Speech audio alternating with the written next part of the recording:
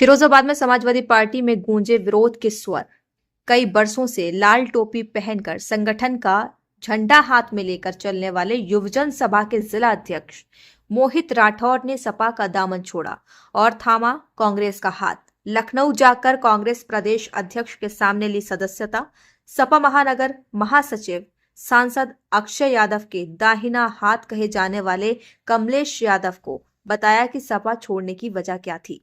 फिरोजाबाद में समाजवादी पार्टी को आज एक बड़ा झटका लगा। कई वर्षों से सपा की साइकिल पर बैठ सवारी करने वाले मोहित राठौर ने प्रेस वार्ता कर सार्वजनिक तौर पर मीडिया से कह दिया कि अब मैं समाजवादी पार्टी का दामन छोड़ कांग्रेस का हाथ थाम रहा हूं। क्या समाजवादी पार्टी में गुटबाजी की वजह कमलेश यादव? मोहित राठौर ने जानकारी देते हुए बताया कि पार्टी में जिला स्तर पर कमलेश यादव जैसे नेता अपने ओहदे के सामने किसी को नहीं समझते, कभी भी किसी की भी बेइज्जती कर देते हैं। आज से करीब 4 माह पूर्व उन्होंने पार्टी कार्यालय पर मेरा अपमान किया, जिसकी जानकारी मैंने वरिष्ठ नेताओं को भी दी, लेकिन मेरे अपमान के बाद उन्हें दोष नहीं दिया गया, जिससे आहत होकर सीतापुर सांसद राकेश राठौर से प्रभावित होकर मैंने सपा छोड़ने का फैसला लिया। मेरे साथ 100 से अधिक समाजवादियों ने कांग्रेस की सदस्यता ग्रहण की है और मैं अब कांग्रेस का हाथ पकड़ रहा हूं और साथ चलूंगा। और क्या कहा मोहित राठौर ने, आइए इस खास रिपोर्ट में देखते हैं।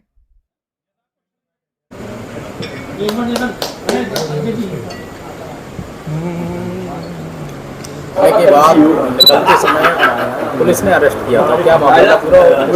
कल समाजवादी पार्टी कल कांग्रेस पार्टी के कार्यालय पर लखनऊ में जब मेरी सदस्यता हुई, उसके बाद में एक प्रोग्राम पहले से माननीय प्रदेश अध्यक्ष जी का तय था। फतेहपुर सीकरी में एक हरिओम वाल्मीकि जी की कुछ तत्वों द्वारा, जो कि भाजपा के लोग थे, और उसमें वीडियो में साफ दिख भी रहा है कि वो उसमें बोल भी रहे हैं कि हम भाजपा के लोग हैं।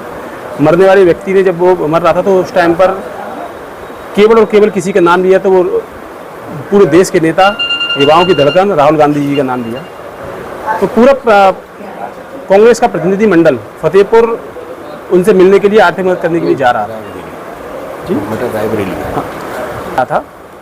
जाते के टाइम पर पुलिस ने वहाँ पर, इस समय की जो पुलिस है, तो आपने देखा भी होगा, कोई भी घटना हो, कोई भी अगर विपक्ष का नेता किसी पीड़ित परिवार से मिलने जाना चाहता है तो उसको मिलने नहीं दिया जाता।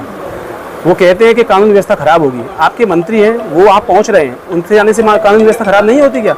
या क्या किसी की आर्थिक व्यवस्था है, आर्थिक मदद करने से कि कोई व्यवस्था खराब हो सकती है क्या? उसी प्रकार में हम सभी लोग आर्थिक मदद करने के लिए प्रदेश अध्यक्ष जी के साथ में वहाँ जा रहे थे, फतेहपुर जा रहे थे। तो पुलिस ने वहाँ पर हमको रोका। तो जब रोका तो हम लोगों ने वहीं सड़क पर बैठ के धरना देने लगे। धरना देने के बाद में पुलिस ने हमें गिरफ्तार कर लिया और करीब 11 बजे, साढ़े 11 बजे हमें गिरफ्तार किया और शाम को 6 बजे तक पुलिस प्रशासन द्वारा हमें अपने थाने में बैठाए, पुलिस लाइन में बैठाए रखा गया। करीब शाम को 6 बजे हम सभी लोगों को वहाँ से रिहा कर। कांग्रेस पार्टी जिंदाबाद जिंदाबाद। हमारे यहाँ के जो नेता हैं वो इस तरह के नेता हैं जिन्होंने गोलियां भी सही हैं और अपने सीने पे बारूद भी झेला है, और इस देश के लिए झेला, किसी पर्सनल उसके नहीं। आज परिवार में हमारा एक छोटा भाई हमारा आया है, उसका मैं सबसे पहले बहुत बहुत स्वागत करता हूँ और मुझे पूरी उम्मीद है कि ये इस कुनबे को आगे और बढ़ा के ले जाएंगे। समाजवादी पार्टी के कद्दावर नेता आज कांग्रेस में शामिल हुए हैं, तो क्या लगता है फिरोजाबाद में कांग्रेस का वर्चस्व बढ़ेगा? नहीं, कांग्रेस में मैंने आपको बताया ना, आप अगर फिरोजाबाद के 90% परिवारों को अगर खटखटा देंगे तो उनकी पृष्ठभूमि आपको कांग्रेस से ही मिलेगी। भले उसमें आज की तारीख में वो किसी भी कल माननीय प्रदेश अध्यक्ष जी श्री अजय राय जी, माननीय हमारे सांसद सीतापुर श्री राकेश राठौर जी, हमारे पूर्व मंत्री हमारे माननीय श्री नसीरुद्दीन सिद्दीकी जी के सानिध्य में कल मोहित जी ने अभी कांग्रेस पार्टी ज्वाइन की है। तो कुछ सोच समझ के की होगी। उन्हें मालूम है कि राहुल गांधी जी का जो एक विजन चल रहा है कि युवाओं को शक्तियाँ मिले। सबसे पहले इस चीज़ को पहचाना स्वर्गीय श्री पूर्व प्रधानमंत्री राजीव गांधी जी ने। उन्होंने देखा कि युवाओं को, ये देश जो है वो युवाओं का देश है, यहाँ पर 70% जो जनरेशन है वो युवाओं की है। तो उन्होंने सबसे पहले मताधिकार का जो उनको राइट दिया वो 18 साल के युवाओं को लिया कि साहब 18 साल का व्यक्ति ऐसा है जो सोचने समझने की शक्ति रखता है, उसको मत का प्रयोग। आज एक युवा हमारे साथ जुड़ा हुआ है, तो निश्चित तौर पर ये है कि आगे चल के हम लोगों को इसका लाभ मिलेगा, पार्टी और मजबूत होगी। 2027 में चुनाव की तैयारियां हैं, चुनाव को लेकर क्या कांग्रेस पार्टी फिरोजाबाद के अंदर किस तरह की अपनी भूमिका निभाई? हर पिछली बार भी जब 2022 में इलेक्शन हुआ था, कांग्रेस पार्टी ने अपने 5 विधानसभाओं में अपने प्रत्याशी उतारे थे।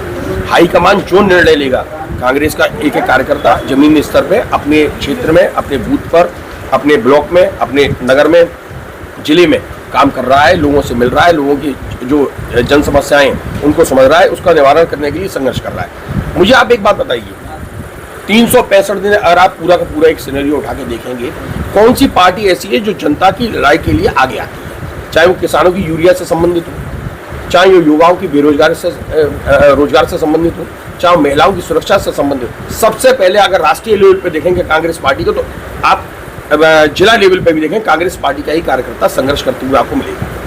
उसके बाद उस चीज को कोई दूसरी पार्टी उठाएगी। जिस प्रकार से ये जन विरोधी सरकार जो चल रही है, चाहे वो केंद्र की हो चाहे प्रदेश की हो, जिसने पूरी तरीके से देश को निस्तो नाबूद करने का सोच रखा है सिर्फ चंद पूंजीपतियों को लाभ पहुंचाने के लिए, उस पार्टी से अगर वाकई कोई टक्कर ले सकता है वो कांग्रेस पार्टी है, इंडिया गठबंधन है। इंडिया गठबंधन के सभी लोग साथी हैं, पूरी ताकत के साथ क्षेत्र में लगे हुए हैं। चाहे अब ये बिहार का इलेक्शन आपके पास है, अगले महीने बिहार का इलेक्शन है, आप परिणाम देखिएगा। राहुल गांधी जी ने, तेजस्वी यादव जी ने, उसमें अखिलेश यादव जी भी शामिल हुए, सब लोगों ने जो वहाँ पर अपना समय दिया और जनता के बीच पहुंची, उसका बहुत बड़ा लाभ हमारे गठबंधन को मिलेगा।